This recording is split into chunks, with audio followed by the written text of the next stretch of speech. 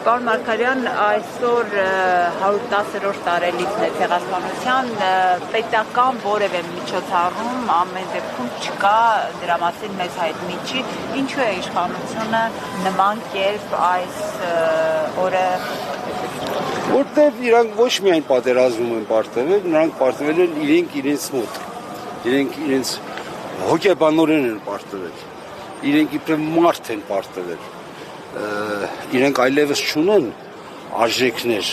որոնց համար պատրաստ լինեն գին վճարել, որոնց համար պատրաստ լինեն ճիգ թափել, պայքարել,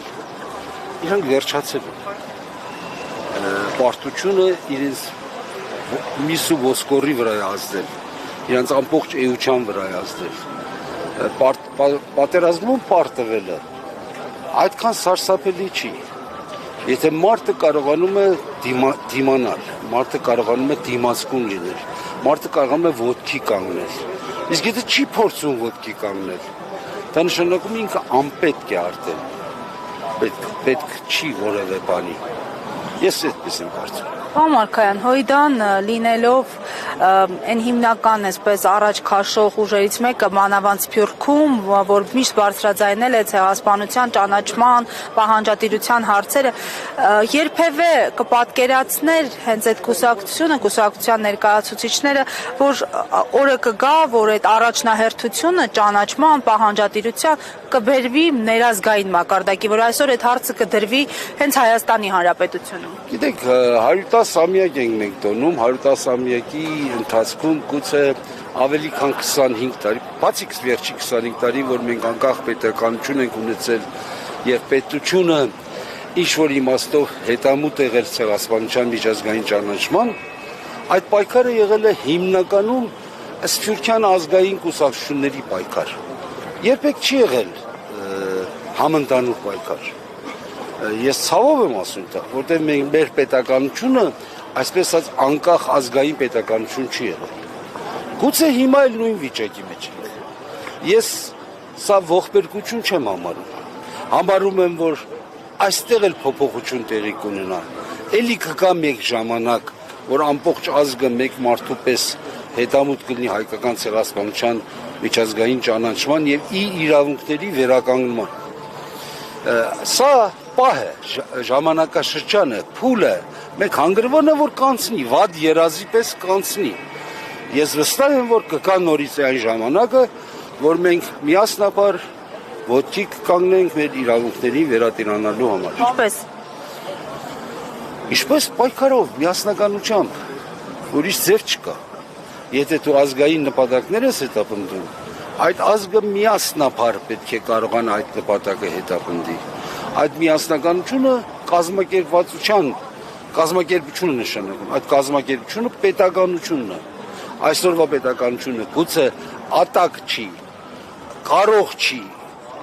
դա անելու, բայց վաղվա իշխանությունը անպայման դա կարող է։ Արդյոք այդ ժամանակ արդեն իսկ ուշ չի լինի։ Օրինակ Արցախի դեպքում Նիկոլ Փաշինյանն ասում էր նշաձողի իջեցումը կարող է փրկել, բայց նշաձողի իջեցումն էլ չփրկեց։ Այսօր հայոց ցեղասպանության ճանաչման հարցը միջազգային օրակարգից է դուրս բերվում, քանի որ այս իշխանությունները նշում են, որ իրենց օրակարգում միջազգային ճանաչման հարցը չկա։ Գիտեք, զիջումը երբեք չի կարող քաղաքականություն լինել։ Զիջումը, եթե շարունակական քաղաքականություն է լինում, վերջանում է ինքնասպանությամբ։ Երբ նշանածող էին իջեցնում, մենք էլի դրան դեմ էինք։ Մենք նորից ասում ենք, որ սա ճիշտ ճանապարհ չի։ Ոչ թե որ մենք զիջումների ընդհանրապես կողմ չէինք։ Մենք ասում ենք զիջումները պետք է լինեն փոխադարձ, միաժամանակյա, համաչափ։ Մենք այդպես էինք խոսում։ Բայց երբ դու միակողմանի զիջումների ես գնում եւ շարունակաբար ես գնում միակողմանի զիջումների, դա վերջանում է ինքնասպանությամբ։ Եվ մենք գրեթե այդ վիճակի մեջ ենք։ Գրեթե սատկել ենք։ Գուցե մեռել ենք, մենք մեզ սպանել ենք, մենք մեր իրավունքների տերը չենք։ Եթե տերը չենք, ուրեմն կենթանի չէ։ Անքրին գիտենք, որ որքան քաղաքացին Հայաստանի Հանրությունը դժգոհում այսօրվա իշխանություններից, նույն չափել դժգոհություններ կան ընդդիմությունից, ասում են որևէ միայն հարտահայտություններ են անում, այսպես ճառեր են կապում, բայց որևէ հստակ օրակարգ ելքեր չեն առաջարկում։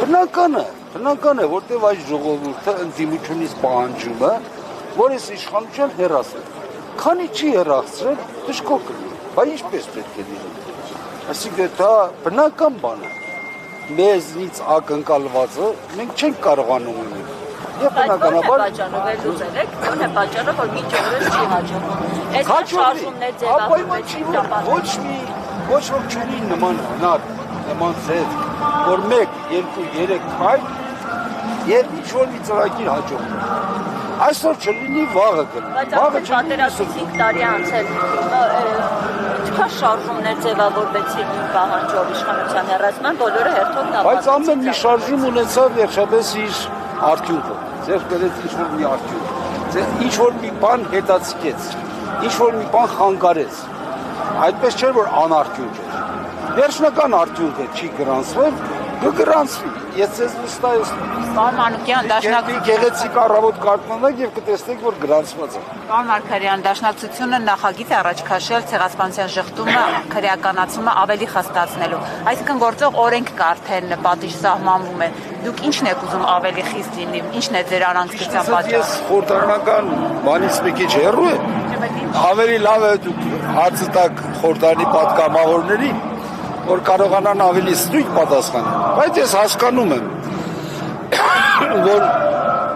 շղթումը քրեականացնելու խստացումը հետևանք է այն բանի, որ ինչ որ բաներ են մտնում, այսպես ալիքներ են մտնում, որ ոչ թե շղթում են, այլ կասկածի տակ են առնում ցեղասպանություն կամ քննության, սա թուլացնում է մեր ընդհանուր դիրքորոշումը, պայքարը, հարցը կարծեմ դրան է։